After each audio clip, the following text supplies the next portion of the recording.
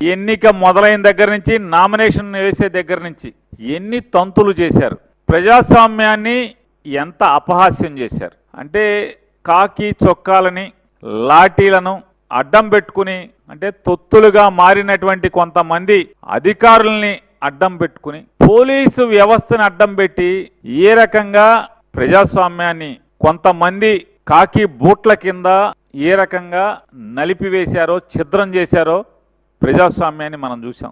ఆఖరికి ఎన్నికల కమిషన్ కూడా అంటే బ్రహ్మాండంగా చదువుకుని ఐఏఎస్లు పాస్ అయి రాష్ట్రంలో ఐఏఎస్లో అత్యున్నత పదవులు కూడా అనుభవించి అంటే ఈ వెలగబెట్టినటువంటి అంటే సమాజానికి దిక్సూచిగా సమాజానికి మార్గదర్శిగా జీవించాల్సినటువంటి కొంతమంది అంటే మీరు వ్యాపారాలు చేసుకుంటే మీ ఇష్టం, లేదా మీరు వ్యవసాయం చేసుకుని బతికితే మీ ఇష్టం, కానీ ఇవి వ్యవస్థని బాగు చేయాల్సినటువంటి లేదా ఈ సమాజానికి ప్రపంచానికి మార్గదర్శులుగా బతకాల్సినటువంటి ఎన్నికల విధుల్లో ఉన్నటువంటి ఈ కొంతమంది అధికారులు ఈ రకంగా తగలబడితే అసలు ప్రజాస్వామ్యాన్ని ఏం చేద్దామని వీళ్ళు ఈ రాష్ట్రానికి ఈ దేశానికి ప్రపంచంలో భారతదేశంలో ప్రజాస్వామ్యం చాలా గొప్పగా విరాజిల్లుతుంది.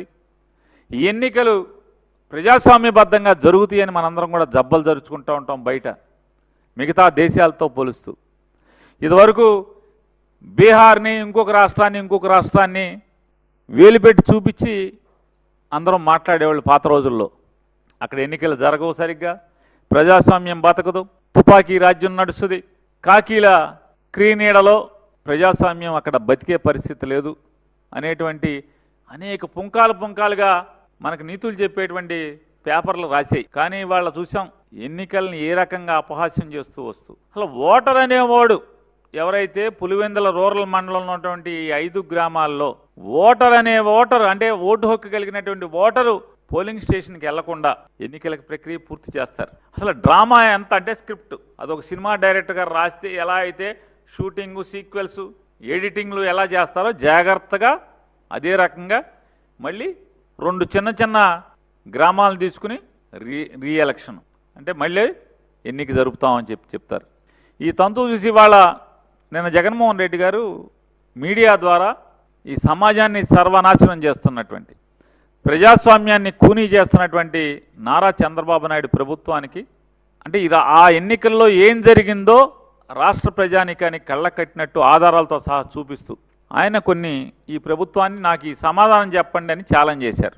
ఆ ఛాలెంజ్లేటికి సమాధానం చెప్పకుండా దాంట్లో ఆయన చెప్పారు జగన్మోహన్ రెడ్డి గారు, ఎస్ మేము న్యాయస్థానాన్ని ఆశ్రయిస్తున్నాం ఎన్నికల మీద, మరీ ప్రత్యేకించి పులివెందుల జెడ్పీటీసీ అలాగే ఒంటిమిట్ట జెడ్పీటీసీ ఈ 2 ఎన్నికల మీద మేము న్యాయస్థానాన్ని న్యాయం కోసం అర్థించడానికి వెళ్తున్నాం, కోర్టు మెట్లెక్కబోతున్నాం అని చెప్పి ఆయన నిన్న చెప్పారు.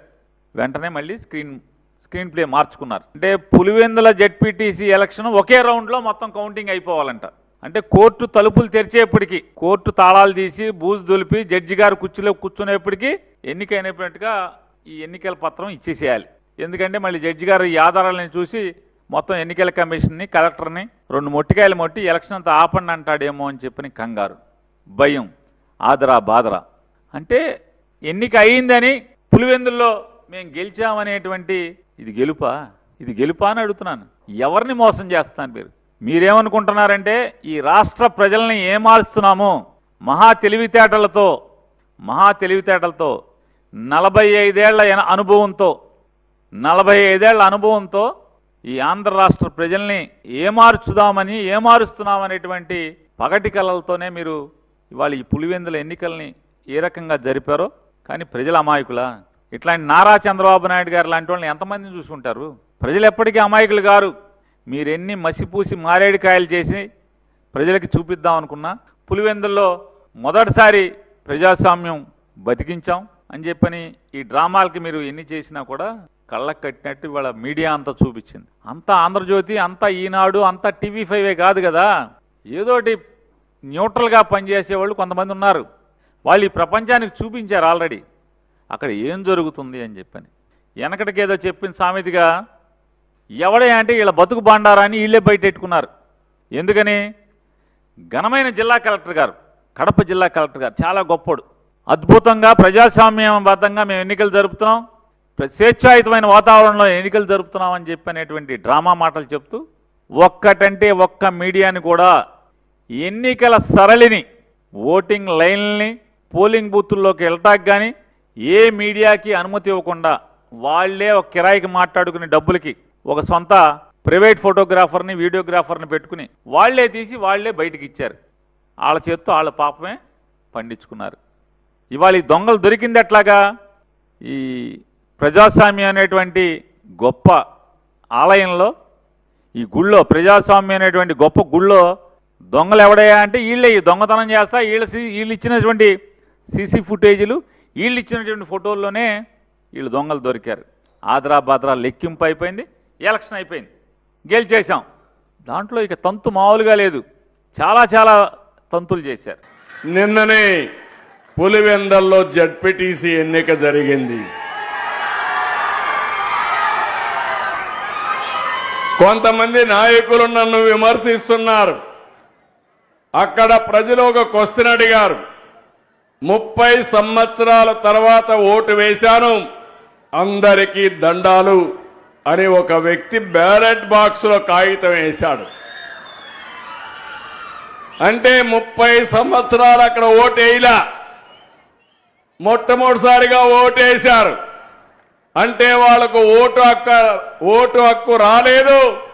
ఈ యొక్క 79వ స్వాతంత్ర దినోత్సవ సందర్భంగా వాళ్లకు స్వాతంత్రం వచ్చిందని మీ అందరికీ విజ్ఞప్తి చేస్తున్నా. ఇంకో పక్క ఇంకొకతను కాగితం వేశాడు, మా వివేకా సార్కి న్యాయం చేయండి సార్ అని. చెయ్యాలనా లేదా న్యాయం? చెయ్యాలా లేదా న్యాయం? నాయకులు సమాధానం చెప్పండి. నేను ఒకటే చెప్తున్నా మీ అందరికీ, కొంతమంది నేరస్తులు, కరుడుగట్టిన నేరస్తులు రాజకీయ ముసుగులో వచ్చి సమాజాన్ని అతలాకుతలం చేయాలనుకుంటున్నారు. అందుకే చెప్పా, సిబిఎన్ 14 సిబిఎన్ కాదు, 95 సిబిఎన్. అందులో నేను గాని, పవన్ కళ్యాణ్ గారు గాని, బీజేపీ గాని ఎక్కడా అన్యాయం చేయం, ఎవరి జోలుకు రావు. ప్రజాస్వామ్యాన్ని అపహాస్యం చేసిన, నేరాలు చేసి రాజకీయ ముసుగులో తప్పించుకోవాలన్నా వదిలిపెట్టే సమస్య ఉండదు, ఉండబోదని మరొకసారి విజ్ఞప్తి చేస్తున్నా.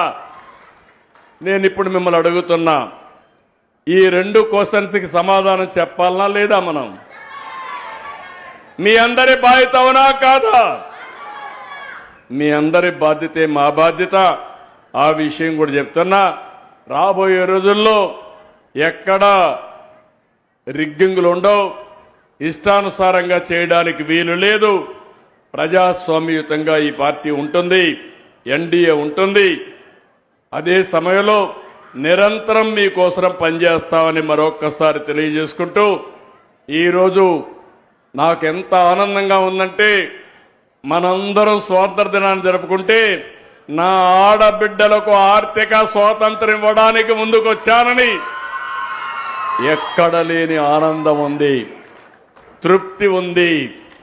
ఇదే కాదు, మేము 3 పార్టీలు కూడా కష్టపడేది, సంపద సృష్టించేది మీరు, మీ కుటుంబాలు బాగుండాలని, మీ కష్టాలు తీరాలని నిరంతరం పనిచేస్తున్నాం. అందుకే ఆ రోజే చెప్పాం, సమిక్షేమం, అభివృద్ధి, సుపరిపాలన ఈ 3 కూడా కలిపి తీసుకొని ముందుకు పోతామని చెప్పాం.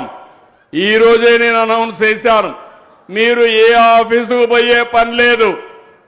మీ సెల్ ఫోన్లో వాట్సాప్కి వెళితే 700 సేవలు ఆటోమేటిక్ గా మీకు అందుబాటులోకి వచ్చాయి. అది ఈరోజు ఎన్డీఏ పరిపాలన. ఇక్కడ అదే సుపరిపాలన. ఒకప్పుడు మన భూములు కబ్జా చేస్తే ఆ భూములు కాపాడుకోలేని పరిస్థితి. ఒకప్పుడు మన భూమి మనది, పట్టాదారు పాసు పుస్తకం మనది. ఆ పట్టాదారు పాసు పుస్తకం పైన బొమ్మ మాత్రం వేరే వాళ్ళది. ఇప్పుడు అవి లేవు. రాజముద్రతో, ప్రభుత్వ అధికార ముద్రతో మీకందరికీ పట్టాదారు పాసు పుస్తకాలు ఇచ్చిన పార్టీ ఎన్డీఏ అని చెప్పి కూడా నేను మీకు తెలియజేస్తున్నా. ఇలాంటి అనేకమైన వినూత్నమైన కార్యక్రమాలకు శ్రీకారం చుట్టాం. చాలా సంతోషం. ఈరోజు మళ్లీ చెప్తున్నా, నేను ఏ కార్యక్రమం చేసినా మొట్టమొదట నేను చెయ్యబోయేది మా ఆడబిడ్డల్ని దృష్టిలో పెట్టుకొని చేస్తానని మరొక్కసారి మీ అందరికి హామీ ఇస్తూ